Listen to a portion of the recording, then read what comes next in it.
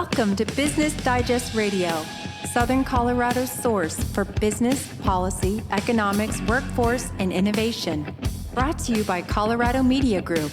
Here's your host, Dirk Hobbs.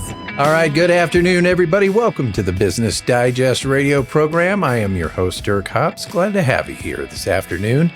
It's another busy week in Southern Colorado, and we've got a lot going on and a lot to cover. And I just want to say thank you to our sponsors who have helped underwrite our program. The Colorado Springs Orthopedic Group has joined us, as well as Venue and the Ford Amphitheater. They have got an amazing concert coming up in September, and it is Leonard Skinnard. And it's interesting because we have seen, you don't often equate Leonard Skinnard with Colorado, but this is going to be a great show, ladies and gentlemen. And I've seen some of the social media postings and all that stuff. I grew up in the Southeast, and let me tell you, that is like worship service Sunday for those folks down there, to have Leonard Skinnard in the house. So this is a real privilege for us to have them come out here, take the main stage. Obviously, a lot of the original band members have passed on, but I got a message for those folks that like to be critical. Read a philosophical exercise called The Ship of Theseus, and then get back to me on what you think about replacement band members. Once you understand that, you'll know what I'm talking about. But until then, let's welcome Leonard Skinnard to the program and let them have some fun here and let them entertain us Southern style. So congratulations to Venue, AEG, and the Ford Amphitheater for welcoming them to the community. It's going to be a lot of fun to have them here. Well, we got a lot to cover today, and we've got a very special guest in the house today, and it's a privilege to have him here. He flew in from Oakland this morning, in part just to talk to us, but he's also going to make his way around the community. Jason Green, who is co-founder and chief operations officer of a group called Raeden. And we're on the topic of data centers here in Southern Colorado. And let me tell you something, folks. This is one of the next great evolutions for Southeast Colorado. You know, we've got some great ecosystems here, and this is just going to continually add to the value proposition of coming to Southeast Colorado and going into business here. Contrary to other beliefs in the region, Colorado is a very business-friendly environment, and we're working hard to make sure that our economic clusters thrive and get the toolkits they need to do so. So I want to welcome Jason Green to the studio. Thank you for flying in, and thank you for being here. Appreciate it. Thank you for having me. All right. Well, I like to orient our guest, Jason, on who's in the room, who's behind the camera here. Sure. And just give us a little background on you and how you got started in this industry that you're in right now, because it didn't exist probably a little while ago. No, it didn't. You don't go to school for data centers. That's correct. Data centers happen by accident, and this is an organic industry. And I mean, if you look at the evolution of technology, it began with computers, and computers needed to go somewhere. They require a very sensitive environment, specific types of power, specific cooling, specific environmental condition for them to operate properly. And as we all know, over the last 50, 60 years, the proliferation of our dependency on computers just means that there's a lot more of those. That's correct. And so by virtue of that, these specialized buildings need to exist. And I myself started in the IT industry. I was an architect for Sun Microsystems. I worked on the actual technical side of what we would call servers, which are the devices that manage all of this infrastructure and the interoperation, if you will, of the requests we make. Mm-hmm. You know, we use our phones now for everything, but it was computers prior to that solely. And the servers are the ones that process that information. So I started in that, and then eventually was asked, hey, can you go look at this? And it was a building. And so as that became more of a thing, there were more buildings. And then I ended up founding some companies, and I've built a lot of data centers. Very good. Well, give us a little background on you and kind of what you've got. Some IT background, obviously. Correct. Where'd you go to school? You know, how did you kind of get into that Sun Microsystems at the first start? Purely by accident. This is a career you can't dial up. I'm the son of two academic physicians that traveled all over the United States. No kidding. My father just retired after 45 years, the chief of staff of a veterans hospital, because even though he could have made a tremendous amount of money in private practice, he believed that veterans deserve great medical care. Amen to that. So this is a gentleman who is a world-renowned infectious disease research physician and ended up helming a VA because that was important. And so we moved around the country by virtue of that. I actually wanted to go to medical school. He talked me out of that. I had this belief that indigent care was something I could solve, and he was like, the regulatory is going to just drive you crazy. So it's a steep climb. Yeah. So I pivoted. I decided that once my basketball career was over, that I needed to go actually focus on school a little bit better. And so medical was out, and I decided to become a lawyer. My mom infamously talked me out of that as well. I think the word was disown. And so I ended up becoming an inner city high school teacher. I needed time to be able to go to law school, have real world experience. So I taught inner city high school in Sacramento, California for 2 years. I then started a program for academically at-risk 7th and 8th graders in Stockton, California for 2 years. And then after I realized that I just was a little bit frustrated with the bureaucracy of education, Sure. I ended up in tech with absolutely zero background, zero interest, didn't play video games, wasn't interested in programming anything, and just did a favor to a friend and ended up helping out Sun Microsystems at that time. And that ball started rolling. And within that beginning, that took me to Gap Incorporated. So I was part of a team that ran global IT operations. As in the clothier? Gap? Yeah, I made the world safe to buy khakis. Yes. Yeah. So that gave me exposure to the data center side, to the operations side. So it started to layer these things in there. And then I went to the first data center company, so Raging Wire, that became NTT. I was brought in to run what was called solutions engineering. Had no idea what that was. Basically, it's requirements gathering, but it helped kind of align, why does a data center operate? How do you need it? How does it function? And so all of these layers kind of eventually led to, in 2009, a gentleman by the name of Jim Trout, who is luminous in our space, co-founded Digital Realty Trust, co-founded CoreSite. We met happenstance, and he said, you want to start a company? And now the third largest data center company in the world was born, which was Vantage Data Centers. And so I'd never built a building. I had a lot of other experience, but that was a learning curve pretty quickly. And that ball just keeps rolling. And so once you get started, we built a lot of things really fast. We served a lot of customers, and that was kind of at the hockey stick of where this market, if you will, was beginning. Yeah. So that's just led into multiple other data center companies. And then in 2019, my partner, Carrie Schrader, and I co-founded what is now Raeden, which is an extension of that. Okay. Well, I picked up on several things, but something you mentioned earlier about your father and then you. I mean, there's a very altruistic strand in your family. I mean, you guys like to be of service to others. He did the Veterans Affairs. You did inner city schools. Correct. That's a big deal, man. I mean, I think, I've lived in inner city neighborhoods around the country. We didn't have a lot, I remember vividly how little money a government doctor really made. When my dad was at the National Institutes of Health, they don't pay a lot, but he loved his research and his goals. And those are my mom as well. I mean, my friends may not have had a lot at home, but they spent a lot of time at our house. Right. And as my wife, who has put up with a lot from me, we've been together for 31 don't they years. all, man? This one, she's owed a lot for this one. But, as a 21-year-old varsity basketball coach and inner city high school teacher with kids that didn't have anywhere to go, they came to our house. Yeah. And so we just feel like you got to leave this place a better spot than where you found it, and that requires effort. And I think that's an undercurrent theme. When Carrie and I started this company, her exact words to me were, "I want to start an ethically based real estate development company that does business the right way." And I laughed and said, "In real estate?" But the ethos is there. Yeah. And I think that's a lot of the investment in this community. We know that data centers can be castigated, but we've spent a lot of time here, and it's important to us. How did you and Carrie connect? We met by accident. Okay. She was running the Bay Area for a large real estate development and investment company called the CIM Group. And in 2015, she had a project that required some technical expertise. And through her network, she landed on me. And so, as she liked to say, I did a tremendous amount of work and then never billed her. So I didn't bill. I'm bad at that side of the table. So I didn't bill her. She made a great acquisition. I think, like to think some of my work was part of that. And then, she had other things to do. I went back to what I was doing. It was a consultancy project. And then in 2019, we just met almost by happenstance. I talked to her about a thesis in the data center space that was being underserved. She was extremely excited and said, "I want to do that." And I said, "Do what?" And she said, "What you said." And I said, "What did I say?" And she's like, "That." And that's how Raeden was born. And so she had an affinity for what she saw was a niche in the real estate sector that could be served by the data center, essentially the data center demand.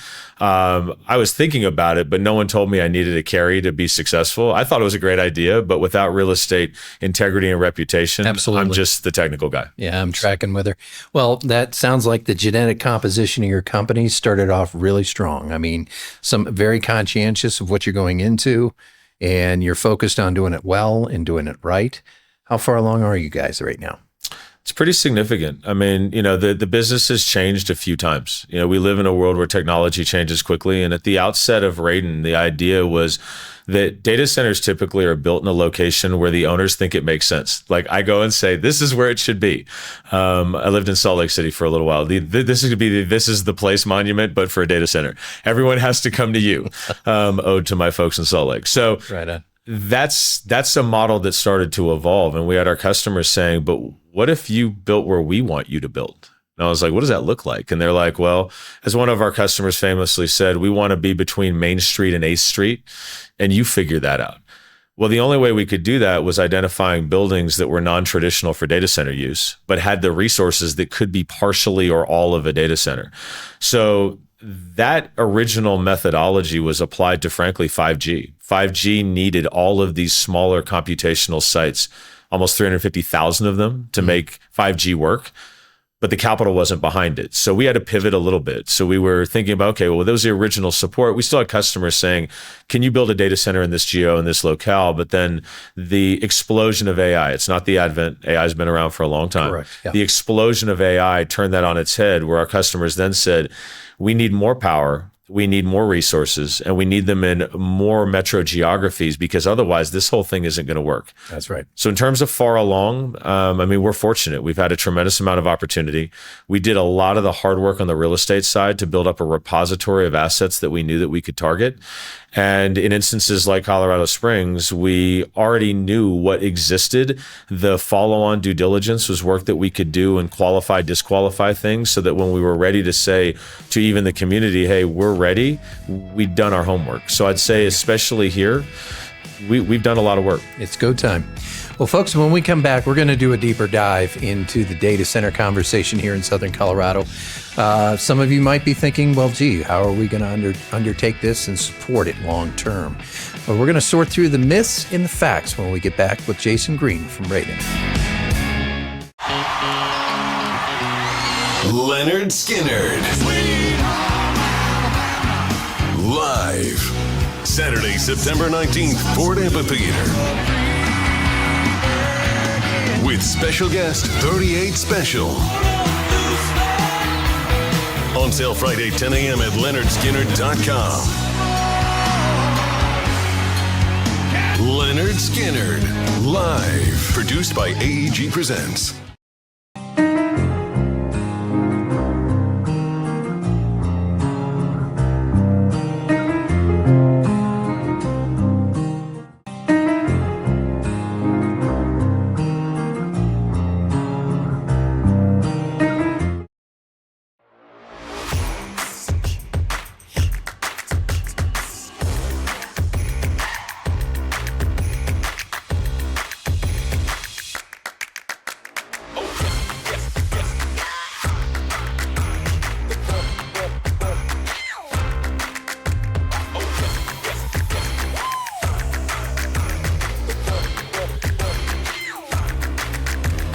Picnic Basket Catering Collective. Call or find us online. Pain doesn't just announce itself, it changes how you move. And when movement changes, everything else follows. That's when experience and coordination matters most. Dr. Craig Yeager, orthopedic sports medicine surgeon here at Colorado Springs Orthopedic Group. Board-certified, fellowship-trained specialists treat the full orthopedic picture from head to toe. With our walk-in express care, advanced MRI and CT imaging, and physical therapy at 2 full-service locations, your care stays connected. Schedule today. Colorado Springs Orthopedic Group, because movement isn't optional, it's personal. All right, welcome back to the second quarter of Business Digest Radio. I am your host, Dirk Hobbs. Glad you're with us. Hey, if you want to be informed and stay informed, be one of the smarter people in the room, go to socodigest.com/subscribe and keep in the news, folks. If you're running a small business or an enterprise, this is where the business conversations are happening. We are covering everything from Douglas County south to Trinidad, Canyon City east to Kansas. We've wrapped our arms around that whole ecosystem and said, this is Southeast Colorado, and we are open for business. So glad you're here.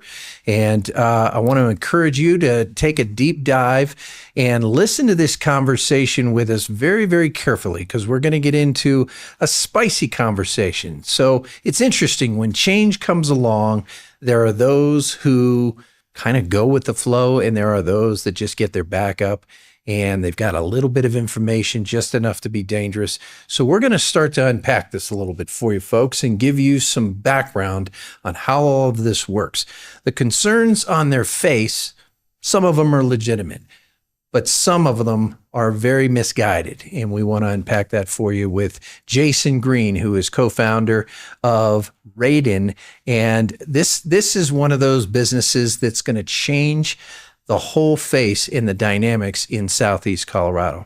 This could really propel us to the next level. When you think about our core economic engines here, aerospace and defense, cybersecurity, advanced manufacturing, space, the whole space discussion, quantum computing, and of course, AI and everything that's happening around AI in this region. Let me tell you, there is some extraordinary focus around artificial intelligence development in and among small businesses in Southern Colorado, so much so that we've actually garnered the attention of Amazon Web Services, not once, but twice, and soon to be 3 times.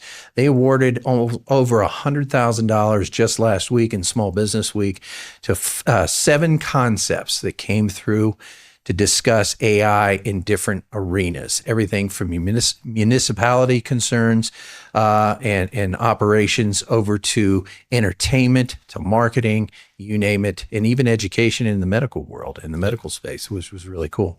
That one actually won $50,000 of cloud services. So anyway, great stuff. And I want to get back to Jason. I'm going to cut him loose and I'm going to have him explain what Project Taurus is all about and what it is and what it is not. Jason, welcome back, brother. Thank you. Appreciate it. Appreciate you being here. So what is Project Taurus and what is it not? So Project Taurus is a data center development. Fundamentally, what that means is that data centers must adhere to the requirements of our customers, which means power and cooling. Computers require conditioned air. It's got to be the right temperature. It's got to be clean. And the overall physical topology of that space, the building itself and the space around it, needs to meet certain security requirements. The building itself has to have certain attributes. There's 2 ways to build a data center. You can build greenfield, which means just a raw piece of land, and you build the building and do it from the ground up, or you can build a brownfield. And build a brownfield is really the term that we use. Carrie taught me this from the real estate world, is adaptive reuse. So we're going to take an asset that had a pre-existing use, and we're going to look at the resources that are available at the asset today, and we're then going to adapt it, morph it, and develop it so it can support the current requirements of what that modern data center may look like. Chip fabs make great data centers.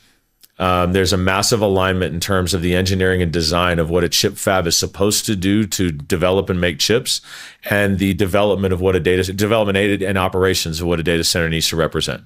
So if we go all the way back to when Jim and I started Vantage in 2009, we bought an Intel campus. Okay. That's why I came here in 2009, because once you buy one, then they tell you to go look at more. And so I came and I walked it. And when you look at the physical layout, if you will, of that type of building, but more importantly for us is the resource infrastructure that went into it, it's built like a fortress. Whereas the chip fab was built like a fortress to suppress noise and suppress what noise creates, which is vibration and frequency. Mm-hmm.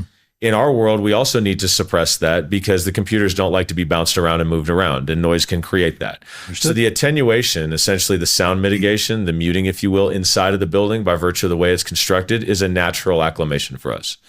Beyond that, even things that people would never really consider is that the slab, so the concrete that is the base of the building, is incredibly robust. The equipment that we install in there is really heavy. I bet. So if you don't have the right building, you got to go and augment that and upgrade that. So having all these resources in place, just the physical resources, is a huge boon.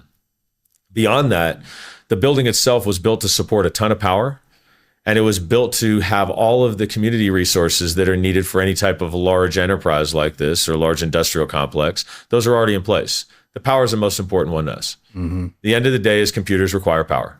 Yep. They just do. And so when you have to work with a utility, the challenge with the utilities are that they don't have a lot of money to go buy and pay for new equipment. That can get passed on elsewhere if they want to support a project. In this case, it's already there. So the utility already, so CSU, Colorado Springs Utility, already went through an entire process decades ago to go and enable all of the power resource to be delivered to the site. That means we can go faster, but it also means we're supporting their initiatives because they need to sell power. That's correct. So if we're able to buy that power that's already sitting there and we're able to use infrastructure that's already paid for, then everybody is actually benefiting economically. We can talk about the trickle down of all that. So when we look at the additive nature of all of these resources, that means that Project Taurus is the development of an existing building that's been sitting there in not its best use for a number of years and can now become a modern data center to support, as you just talked about a moment ago, a myriad of resources that the public-private community here requires. Absolutely. So not long ago, we had Travis Deal here sitting in that chair talking to us about data centers and their fit in the current climate that we're in here in Southern Colorado. And it's 100% consistent with what he just said. So I want to get people on page. And if you want to go back to Spotify, iHeart, Apple, or even our website at socodigest.com, pick up that interview, start there, and let him kind of walk you through every step that they've gone through at CSU, and then check that against what we're talking about here with Jason. All right, keep us going, man. Water use, closed loop cooling, and infrastructure planning. Unpack that a little bit. So like every other industry, data centers have evolved. You asked me where I started and where I came from. In the day and age of the early 2000s, data centers looked dramatically different than they did today. The power requirements weren't the same. The cooling requirements were thought of very differently. The operational behavior of the building, the way that you actually manage that equipment, it was just all very different. As we got into the late aughts, if you will, 2009 to 2012, you started to see an emphasis on performance efficiency, meaning if you were running a data center that operated inefficiently, it just costs a lot more money to operate. Sure. And the investors and private equity, as they started to jump into this, private equity doesn't like anybody spending money. They do not. Yes. So we started getting a lot of pressure, like, can't you be better? Yeah. Well, at the same time, if we weren't operating efficiently, then our customers inside of these buildings, and whether it's for your own data center or it's somebody else's that you're supporting, if it's not operating efficiently, then their systems aren't operating efficiently. So if you look at where the advent of cloud became, this is in the early teens. Like the nascence of AWS is right around 2010, 2011. 2014, 2015, this starts to move. And then you have everybody racing to develop cloud solutions. You can't have interruptions. You can't have performance degradation. People don't want their services not operating. I tell a story is that I gave a keynote a number of years ago, and I was on the subway in New York the week before the keynote, and I was sitting next to this guy who was in construction, and he was literally poking a hole through his cell phone with his finger. He was jabbing at it like it owed him something. Like he was royally upset, and I couldn't help. I watched it. It was almost like voyeuristic. I was like, wow, and this dude is just livid. Anger management. I'm like, wow. And so I finally tapped him, and I was like, you okay? And he goes, Facebook sucks. And I was like, okay, to be debated elsewhere, but right. What is your phone? It's like, it won't even load. And I said, you do know that has nothing to do with your phone, right? Attaboy. And he had no idea. And so I walked him through, you are in the subway. You're way below the ground. We're in New York. There's no signal. He had no idea. Yeah. But what it illustrated for me is that as we get more free service, uninterrupted and faster, we expect that. Yeah. So the data center itself then had to evolve. So we'll go all the way back to cooling. Cooling at that time, the best medium for cooling is water. It is the single best resource for taking hot out of something and removing it. Correct. The problem is that water has to evaporate in that model and it burns up. So over time, there became two functions. And I'll be honest with you, burning up water wasn't the concern of the data center industry. That's why no one's talked about it. There are a lot of large companies that built data centers that used a lot of water. That's not what bothered them. It was the cost of running the equipment that managed the water. So you have these towers, you have these cooling towers, and you have to go monitor them and manage them and preventatively maintain them. It was costly. So the relationship from the investors became, can't you do it better? Well, then we also started to see a lot more power in smaller spaces. Water-based solutions weren't as effective. Even though water was effective, the systems weren't as effective. Got it. So what we then started to see was, well, is there a way to do this better? There's always someone trying to invent something new.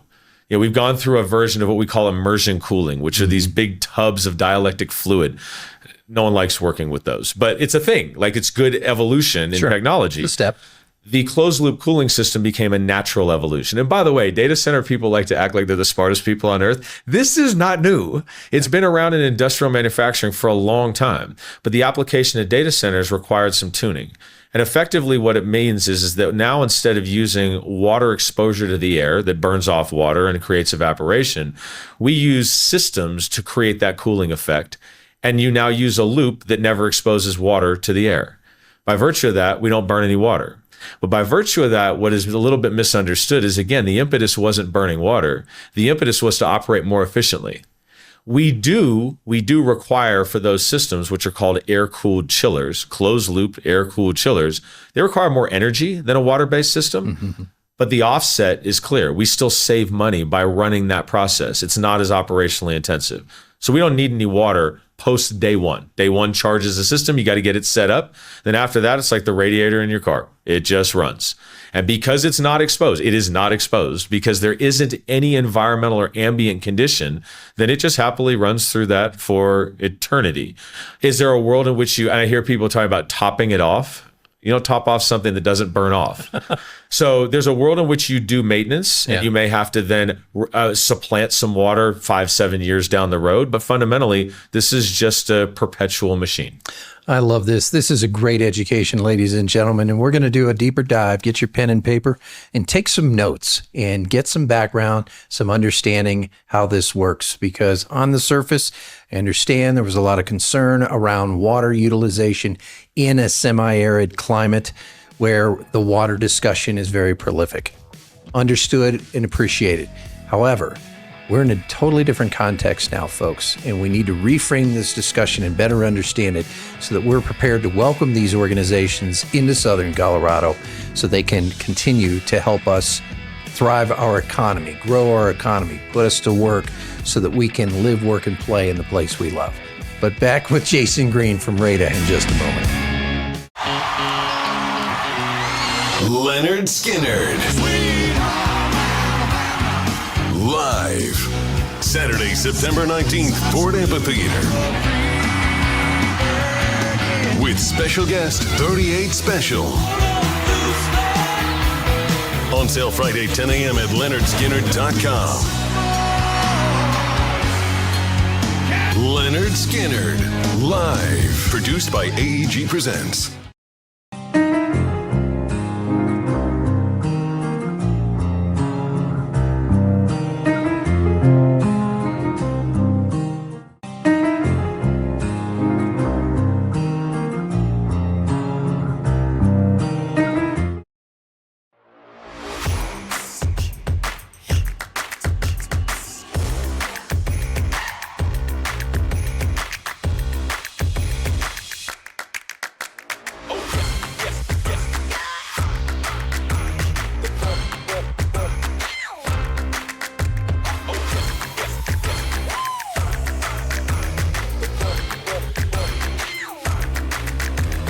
Picnic Basket Catering Collective. Call or find us online.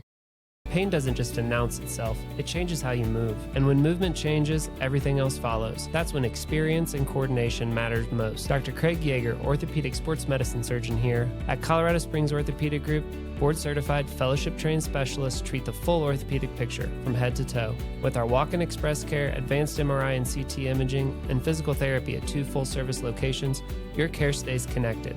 Schedule today. Colorado Springs Orthopedic Group, because movement isn't optional, it's personal. All right, welcome back, ladies and gentlemen, to Business Digest Weekly. I am your host, Dirk Hobbs. Third quarter here with Jason Green, co-founder and chief operations officer of Raeden. Check him out online at raeden.com. And this is Project Taurus we're talking about. And ladies and gentlemen, AI and a number of other agencies and institutions and economic sectors here in Southern Colorado are starting to thrive, and we want to make sure that we can support them with the infrastructure they need here. Part of that is the data center conversation. Now, In part, we are very conscientious of the objections that are coming towards this discussion, and we definitely want to give that oxygen here. We're not cavalier about that. We can address those things, and I want to give Jason an opportunity to have that conversation, as well as the upside of what it means to put data centers here in Southern Colorado. So, Jason, welcome back. Glad you're here, brother. Thank you. Thanks for flying in from Oakland and taking some time with us to explain this from your chair. It's a very complex and sensitive subject, as you can well relate. And you can understand on the surface some of the concerns that folks have as it relates to being in this particular climate. Yep. And I'm going to ask you right out of the gate, when you considered Colorado Springs initially, no doubt you, in your due diligence, you had heard that there was a lot of concerns about water in Southeast Colorado. So for you guys to still put your finger on the map and say Colorado Springs makes sense for this next project, what were some of the variables there that pushed that forward? It's a great question. I mean, in this world today, the push of AI and the demands of AI means that many data centers fundamentally are evolving just by virtue of access to power. There isn't any other consideration. Like when we started this industry, and I'm early enough in this game, I'm old now, but I'm early enough in this game that we had these ridiculous checklists. You couldn't be near a rail line. You couldn't be near an airport. You couldn't be near businesses that had explosive materials inside of them. You couldn't. And the land grab now, because the deficiency of infrastructure to support AI is so significant, has meant that people have thrown a lot of that away and just said, is there power in land? And let's go. We're looking at things differently, and we've looked at things differently. So the operations and the efficiency of the site are important to our customers. So the clients that we bring in, and it'll be a single client for this site. It's not multiple clients, be a single client for this site. It's important for them that the facility operates efficiently. So there's a terminology. We'll get too technical and bore everybody to death, but it's called PUE. So it's a power utilization effectiveness. And essentially what that means is, how much energy do I need to put into a data center to get 1 unit of usable energy at the computer? So what's the gross amount of energy that I need to give into the building itself to get 1 unit of usable energy? So the closer you get to 1, the more efficient you are. If I put in 1 and I get 1, then I'm efficient. There are no data centers in the world that operate at 1. Okay. The goal is to get yourself to between 1.1 and 1.2. So that means that 10 to 20% above my baseline is what I use for cooling and other resources. All the rest of that power goes to computers. It's hard to do. It's really hard to do. The hotter the climate, the harder it is, because the hotter the climate, the more those cooling units, the chillers, they have to operate at a higher level. Absolutely. They require more energy. So it's challenging. Colorado Springs environment is fantastic. We're able to actually install equipment on the cooling side that doesn't require water, because as we mentioned a little bit ago, that makes us more efficient and less costly overall from a management perspective. But more importantly, we're able to use what's called free cooling. So these chillers that we buy have what's called an economization package. It literally allows ambient air to go through filters when the temperature and the humidity is right, and it assists in cooling those systems without requiring any what we call an assist, no electrical consumption. We'll tie a bunch of things together. People are worried about noise, and they should be.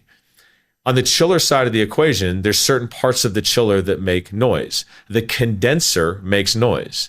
When the air is right on the outside, so the temperature and the humidity are right, it's nice and cool, we can turn the condenser off. Beauty. So we can reduce the noise. We reduce the electrical consumption of those units because the mechanical piece isn't operating, and that closed loop system is just continuing to flow.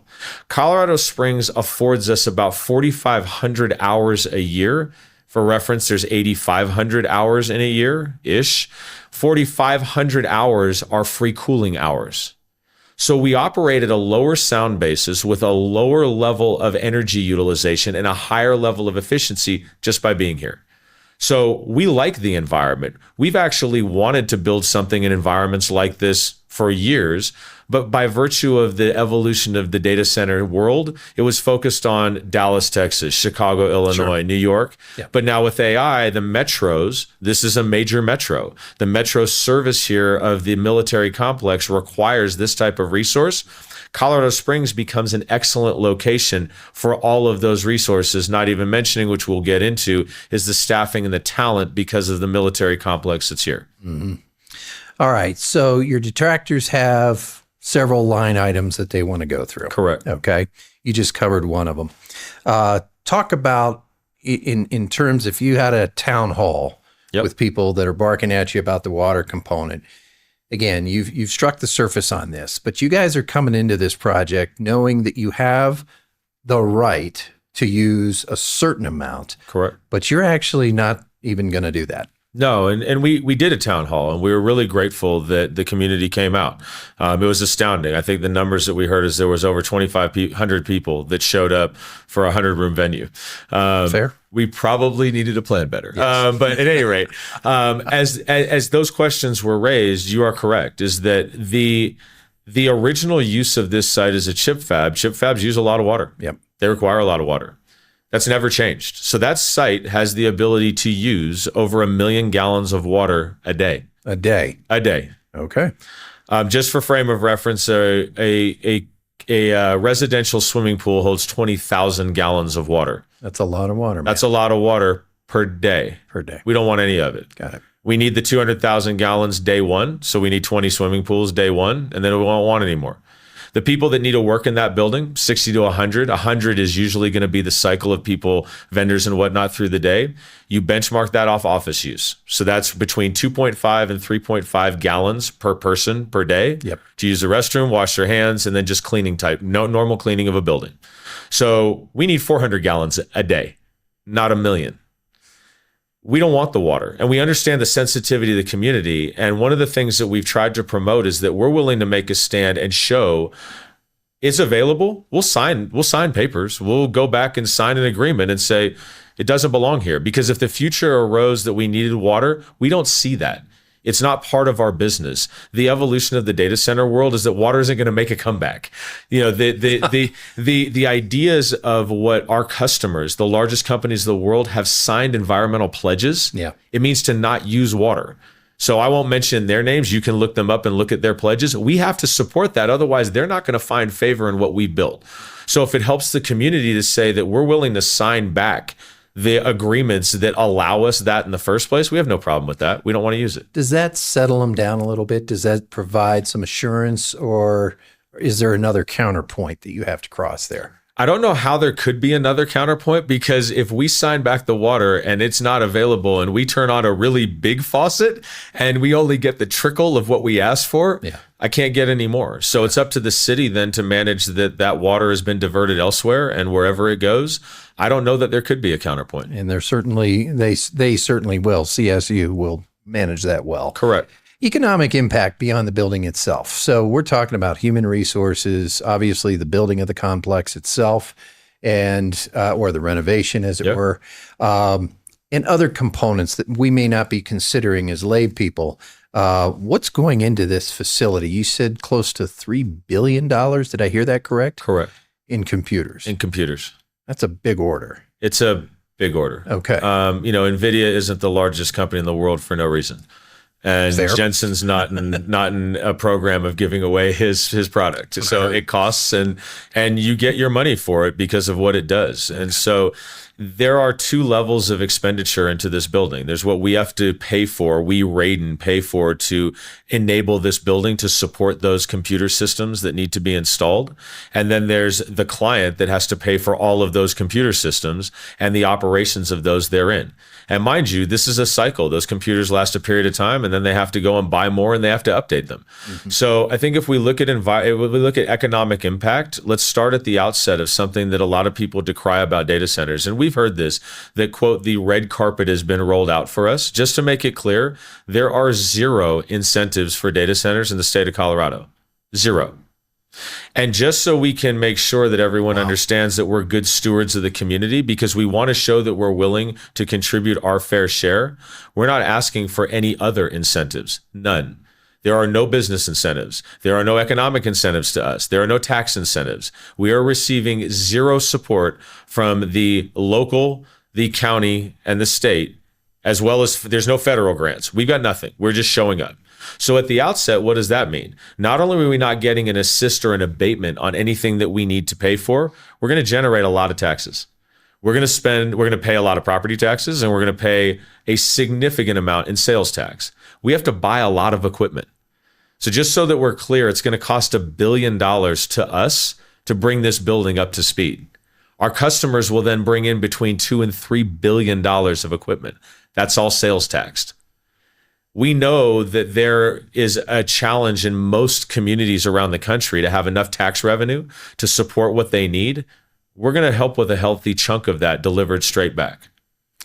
Lots going on here, ladies and gentlemen. As you can tell, we're getting a great education on data centers here in Southern Colorado, what that's going to look like. We're talking to you, the person who is very conscientious about water utilization, power utilization, and other disruptors in our Southern Colorado lifestyle. And we appreciate that, and we want to give that some oxygen. But we also want to help you understand that this has been thought well through, as you can tell. And we encourage you to go to their website to continue to get some background or information on this, Raeden.com. That's Raeden.com. Get to know this organization. And when we come back, we're going to talk about how they're going to be set up shop here and be one of the corporate citizens here in Southern Colorado. Back with Jason Green in just a minute. Leonard Skinnard. Live. Saturday, September 19th, Ford Amphitheater. With special guest 38 Special. On sale Friday, 10 a.m. at leonardskinnard.com. Leonard Skinnard. Live. Produced by AEG Presents.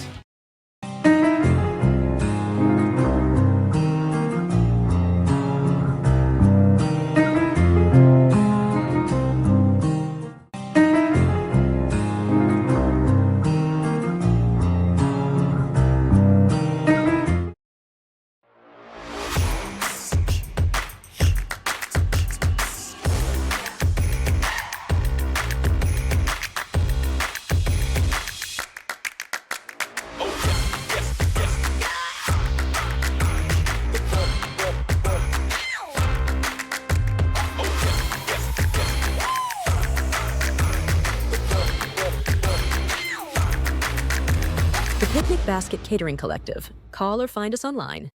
Pain doesn't just announce itself, it changes how you move. And when movement changes, everything else follows. That's when experience and coordination matters most. Dr. Craig Yeager, orthopedic sports medicine surgeon here at Colorado Springs Orthopedic Group, board-certified, fellowship-trained specialists treat the full orthopedic picture from head to toe. With our walk-in express care, advanced MRI and CT imaging, and physical therapy at 2 full-service locations, your care stays connected. Schedule today. Colorado Springs Orthopedic Group, because movement isn't optional, it's personal. And we're back. Fourth quarter here, Business Digest Radio. I'm your host, Dirk Hobbs. Hey, special shout out to my sponsors. We really appreciate you. Venue and Ford Amphitheater, as well as our friends at Colorado Springs Orthopedic Group, and also our friends at the Culinary Group that keeps us eating all of the great things, Picnic Basket Collective. Thank you for being a sponsor as well. We're hanging out with Jason Green. He is co-founder and chief operations officer. You're definitely an operator, dude. I can hear. I can. Yeah. Operators are bored. They're not me. Yeah.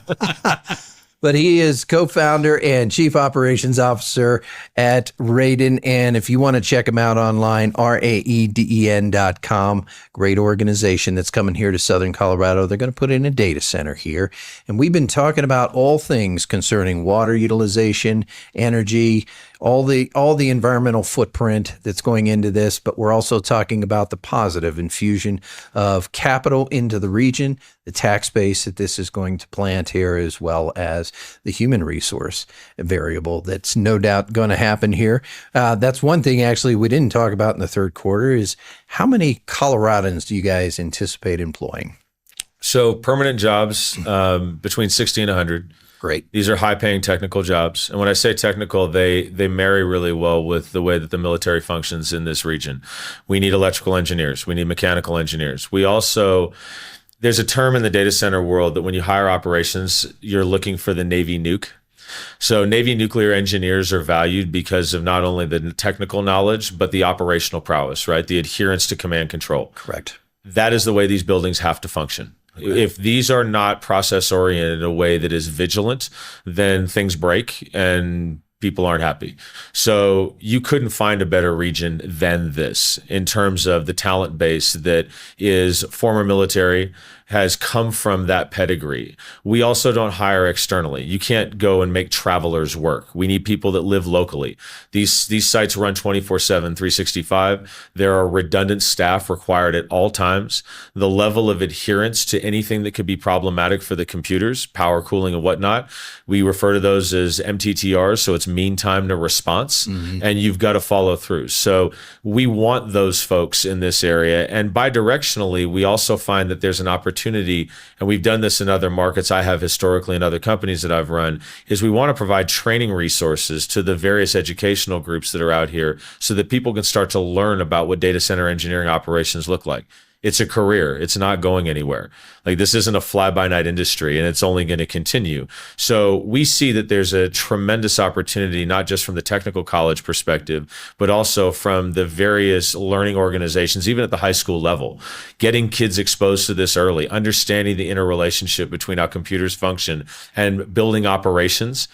You know, you're not going to have robots that are going to go and replace all building operations. Sure. You know, so you have to have people. And so we're very excited about the opportunity for really a talented base that's going to support our initiatives. Have you had an opportunity to talk to different educators around the community yet about what you're expecting as your guys are vetting through the hiring process, how they can train up and incentivize and encourage people to understand what a data center is and what kind of job opportunities exist there? So that's forthcoming. So what we like to do is get the project stable where we know who the customer is. Okay. That client is, we're pretty sure we know who that client is, but we've got to get some final things before this development actually starts. Fair. And then we go to those resources. Now, we've been incredibly fortunate is that particularly the city of Colorado Springs, and I mentioned the red carpet. No one's rolled out the red carpet, but what they've done is given us an opportunity. The opportunity has been to ask questions and learn. And so we've had some introductions to folks, particularly I met two ladies that are involved with the veteran placement of post-serving, essentially folks that were in the service that have now then transitioned out into private enterprise. Yep. And they want to sit down and go through curricula and go through background. And so we anticipate a very large training and hiring program that targets those folks. It just, the process has to get a little bit started further. Very good. All right. So customers, doesn't sound like you can quite talk about that just yet, but are there some customers within the region that you think will be plugging into this? So there's layers. Okay. So let's think about the way that AI or cloud services work. They're literally resources. So you should view that if you're a company and you need more resources, technology resources to operate, they have to be delivered somewhere, somehow. That's delivered through the internet nowadays. The government, the military, is no different. All of the different units, and we're not talking just military service units, but business units, they all have different initiatives. They all have business requirements.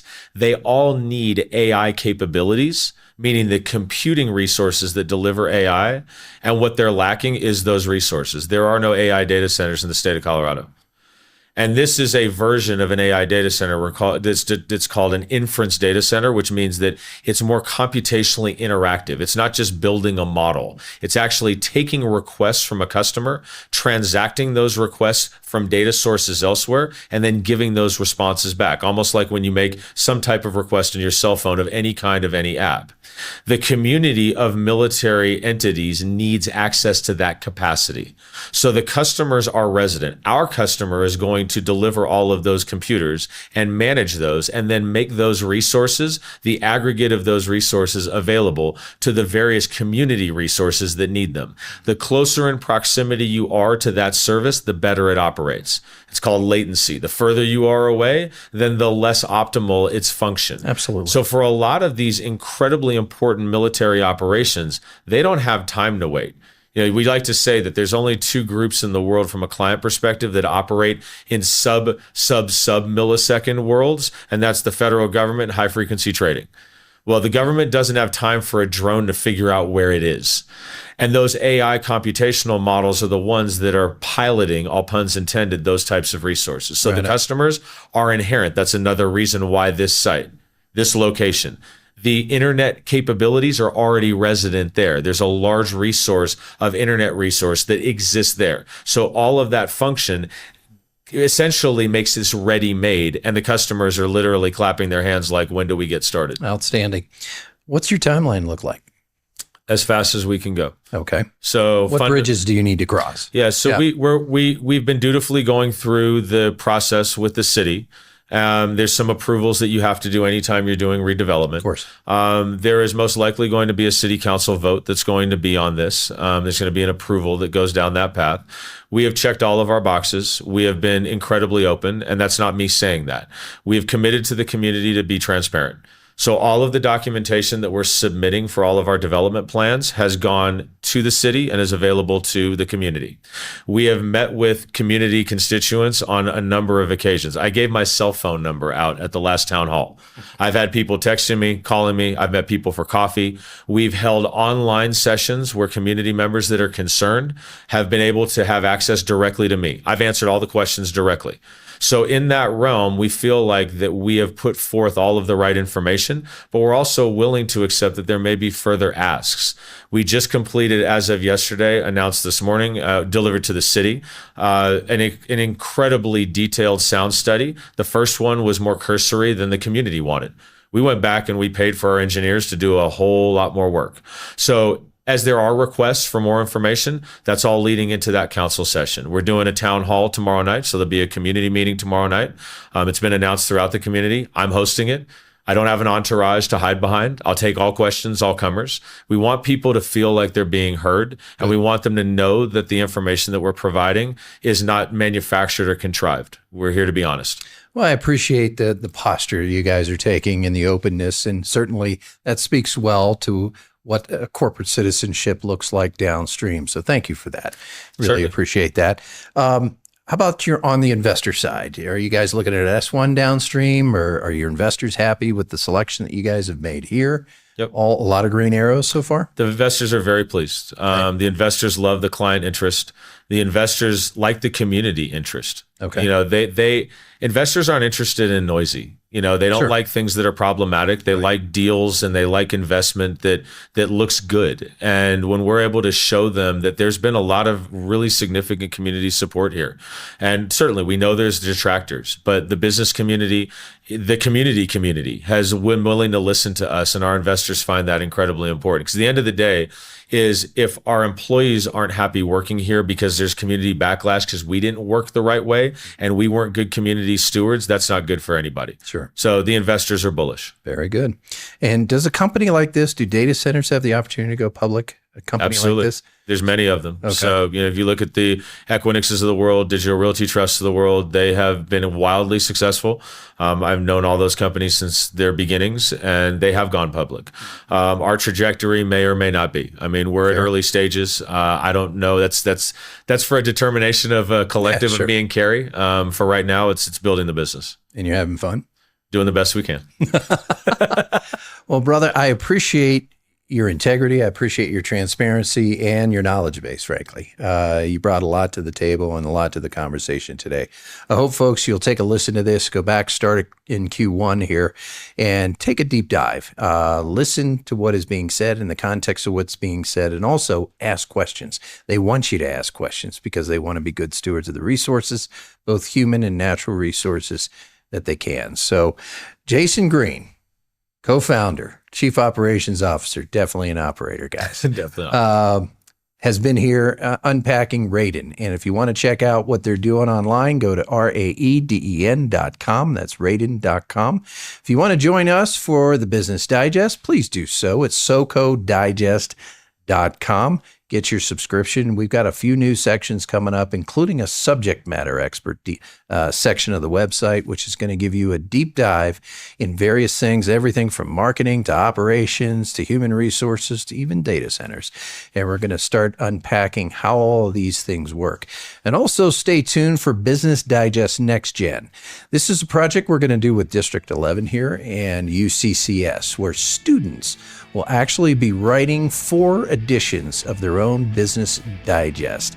And they're going to be going into the civic areas of our community. They're going to be learning civics, how the water gets to your faucet, all that good stuff. Also, financial and economic literacy as they design this particular news outlet for their peer group. And they start to understand how all this fits together and works together.